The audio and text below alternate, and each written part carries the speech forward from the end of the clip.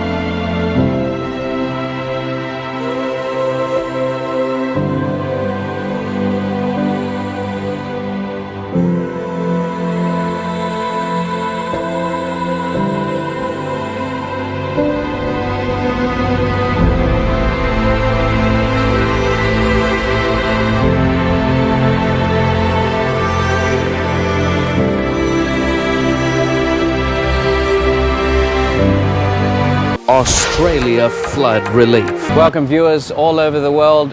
This week we've flown up from Sydney up into the Gold Coast. We're going to drive into Lismore, which is northern New South Wales, which has been devastatingly affected by floods that have just completely, totally washed out the suburbs. So we've come up here today. We're going to buy different kinds of provisions, cleaning materials, and also food provisions for the victims that have been affected by the floods. So be blessed as you join us.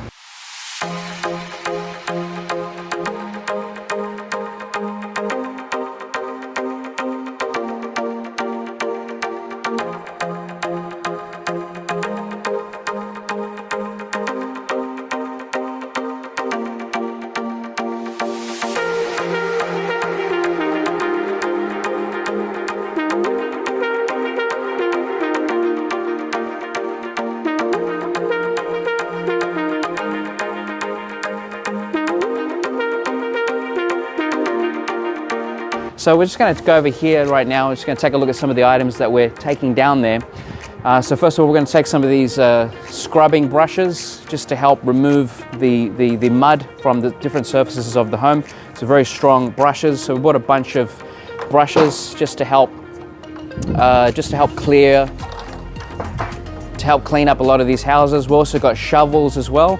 There's just a lot of accumulation of mud as a result of these floods. So we've taken a lot of shovels. We're going to go there, help clear the mud. Also, there's no electricity whatsoever in that area. It's just completely been a blackout as a result of these floods. So there is a need for these torches. So we're going to take these torches to the people that need it out there as well. And also, we've provided some food provisions for those that absolutely need it. So we've got food provisions like corned beef here.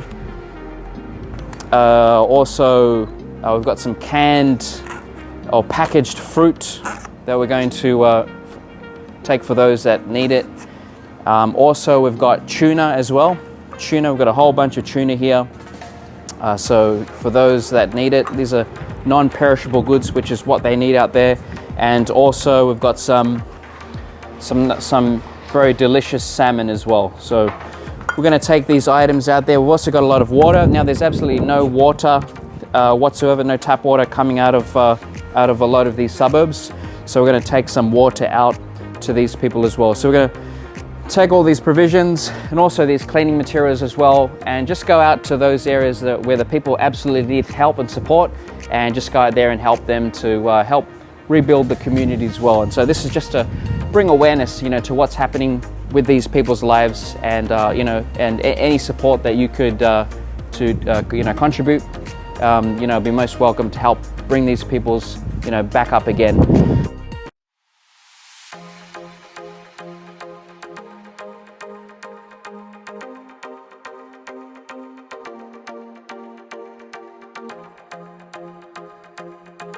So we have just finished packing all the items. So right now we're going to go out to the area that has been affected by the floods. Be blessed as you join us. In Jesus' name, amen.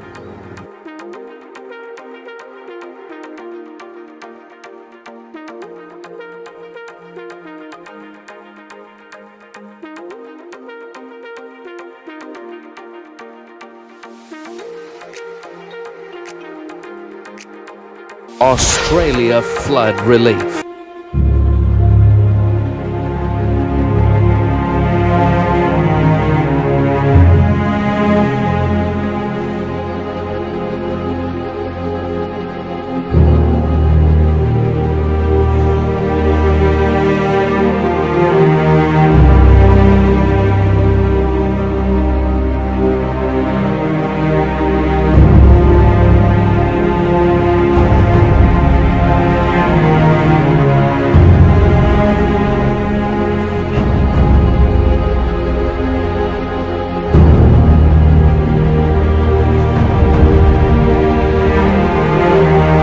Australia flood relief.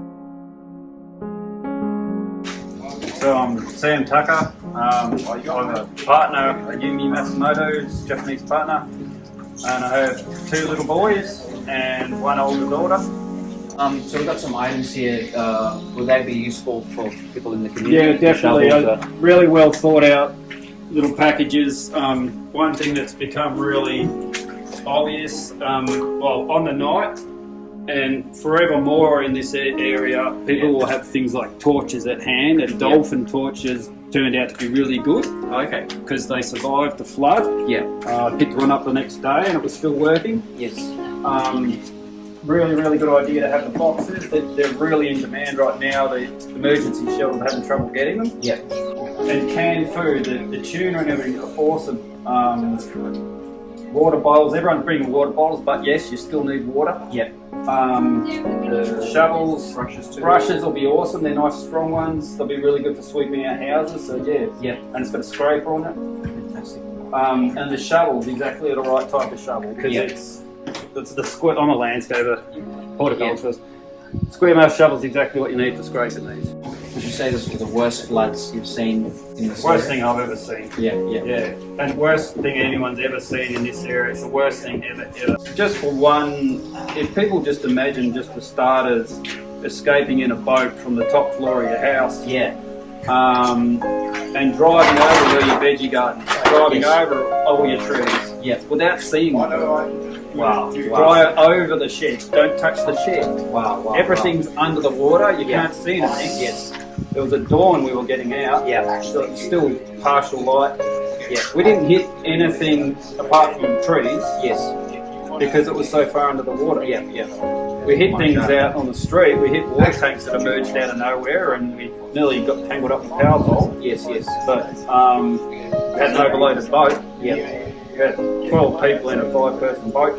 It was 12 people, 2 dogs, 2 cats, a chicken, and a blue-tongued lizard in the one boat. In the one boat. That's rated for 5 people. In turbulent water, in hammering rain, Oh my goodness. windy, just objects absolutely everywhere in the water. There's no way you'd ever take a boat out in that normally. Yeah.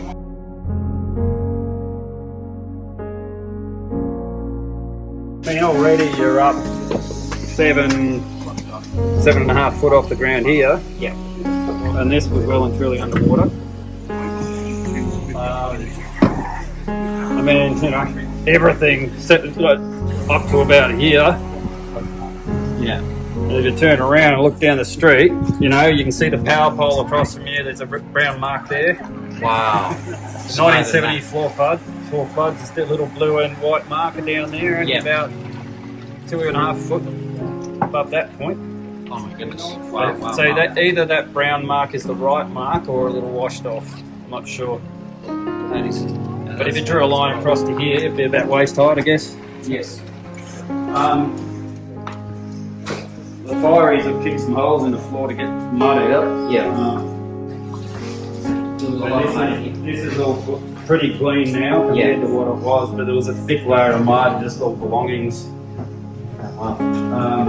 In here we were putting the kids up on the table, trying to keep them out of the water. We had them up on the kitchen bench and they're crying and trying to get into our arms. And we have to try and save gear because it's everything your life's made of, plus just trying to prioritise. You feel so much loss happening, but at the same time you're trying to get the kids' drawings off the wall that they drew when they were younger, and you're trying to remember where you put everything. We're stacking it high up on these shelves. But things we put on the table, eventually it started to get wet. The water was going over the top.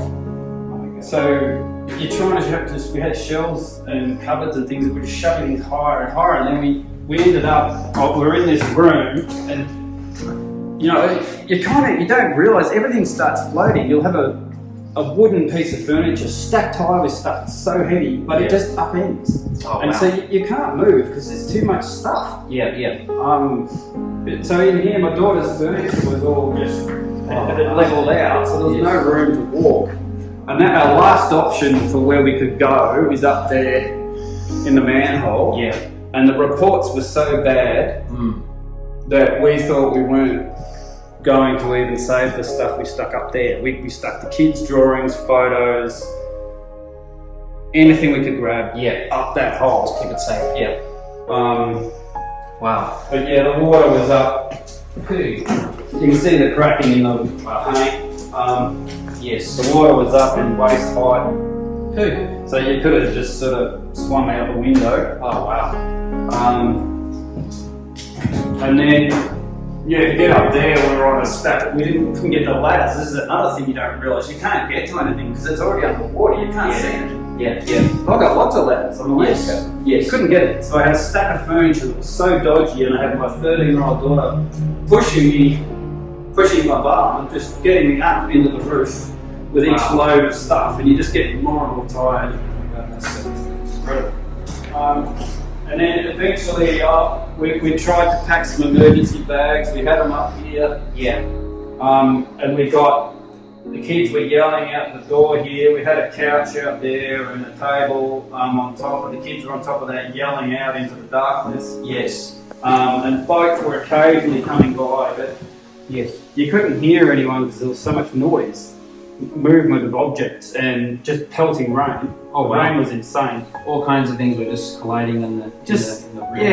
It's just so many different noises all at once. Plus the sound of just water hitting water. The drops on the water is just so loud when it's really hitting. Yeah. Plus strong wind. This thing was trying to collapse. We couldn't get on the roof because of this. Yeah. I was trying to plan a way up here. Yeah. And I was going to put chairs all mangled together and tied to get up there, but it's so slippery, and they're made of wood, so the chairs start floating, and it's really hard to win.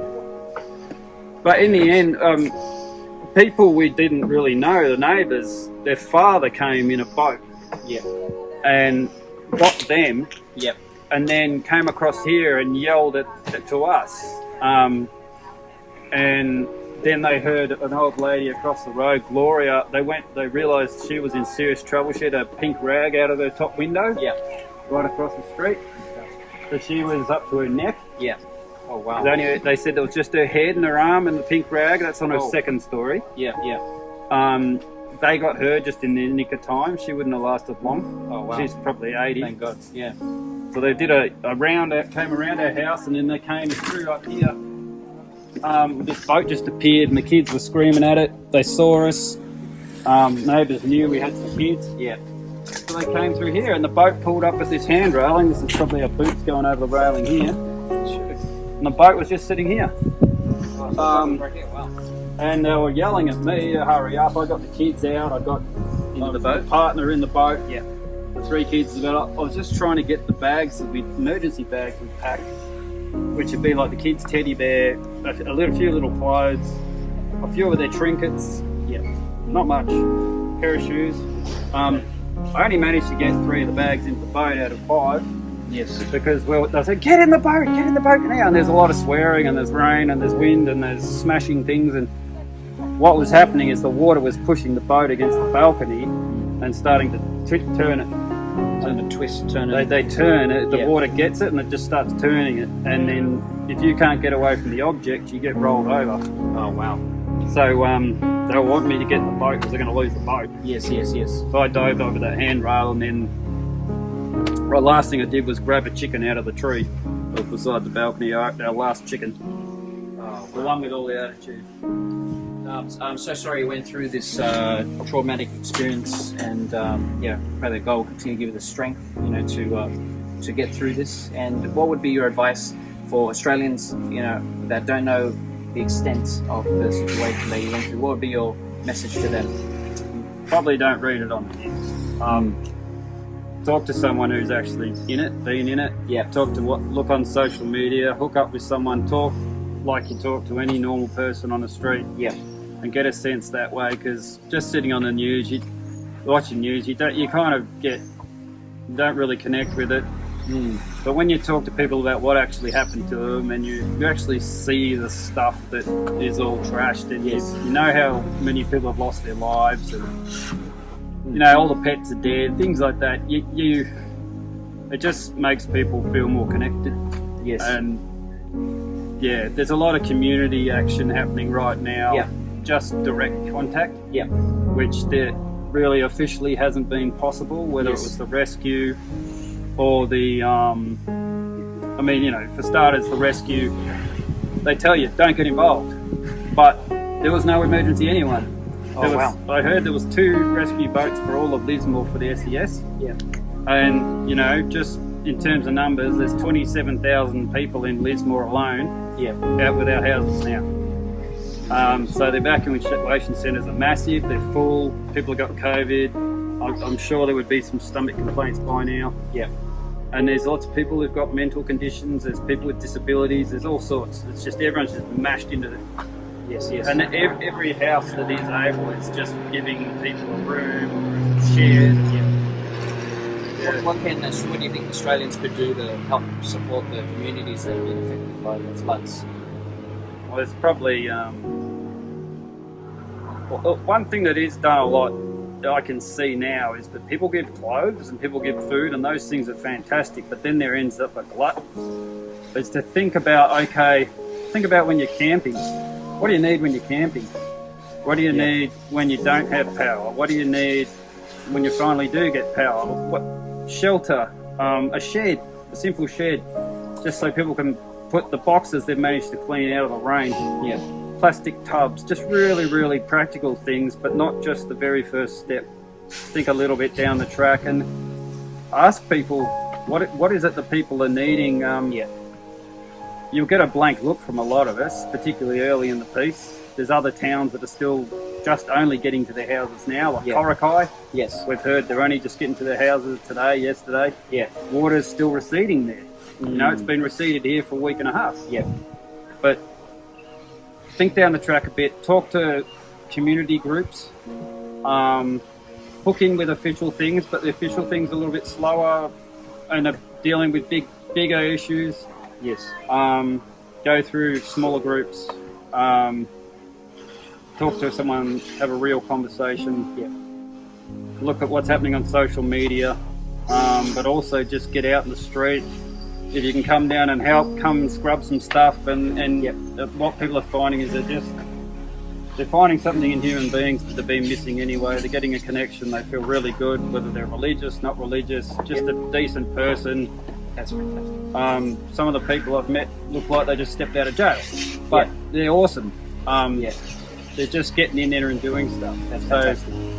Everyone's just bringing their skills together, and it's really, this is like the worst experience. Oh yeah. But it's also the most beautiful experience, because instead of all the rubbish of people just talking to each other like in superficial ways, what's happening is people are actually talking to each other, and it's something that's pretty rare in life, I think. And it's the thing that makes your heart feel good. So. Yes. Thank you very much for sharing your experience. No and worries. Thank you. we feel for you during this time. Thank you very much for sharing it. So give us a better idea of what's going on and what we could do to support in the long term. It can take a long, long time. Yes. We had a housing crisis before this, a big housing crisis. Now we're just in a ridiculous situation. My name's Alyssa. I'm from the Gold Coast in Talabudra Valley, where we got a lot of flooding there as well, and we had landslides and lost our roads and things like that, but majority of our houses were okay. So we were able to see firsthand really how bad the floodwaters were, and then we just knew how it was going to be here. It's just a big bowl, it's going to fill up. So we jumped in here, and the civilians were the first responders. That's who was here. There was just civilians on their jet skis, on their boats, going through towns over, as Sam Over the was power saying, lines. over the power lines Wow, to wow, get wow. people off their roofs Yeah. that have been there for more than 24 hours Oh wow. because there was nobody coming. Yes, yes, yes. Yeah, a lot of people kind of just had no clue what was actually happening, and Yeah. there was no organisation. Yes. There was no overhead to help us and tell us what was happening. Yeah. The civilians are incredible Wow. and just have band together and created this massive database, Wow. Wow. you know, of everything. And Yeah. you can go onto this one website and it can tell you everything that you need to know. Wow. And Wow. civilians have built that. Oh, what would be your message for Australians, and what could they do to help? That they're not very aware of what's happening, like the extent of what's been happening with the floods. What would be your message for them, and what could they do to help? Mostly about awareness. You know, Yeah. we really need the awareness because we haven't really been shown, or nobody has been shown the extent of how bad it is. Yep. This is now 2 weeks later. You know, we're on our 13th day. Yep, yep, yep. Nobody has a day off. Where do they take a day off from, you know? There's a lot of work. There's a Yep. lot of work to Yeah. get done, and the awareness, we need to get funded from somewhere, you Yeah. know. If government could help us there, that would be great, but Yeah. you know, we need some money coming in so we Yes. can be getting the resources that we all need. Yes, yes, And yeah, awareness, we need help, yes, yes. and we need the rest of Australia to know what's happening here. Yep, yep. Because yeah, it's overlooked, isn't it? Yes. Thank you very much. Thanks for your time and sharing your experience.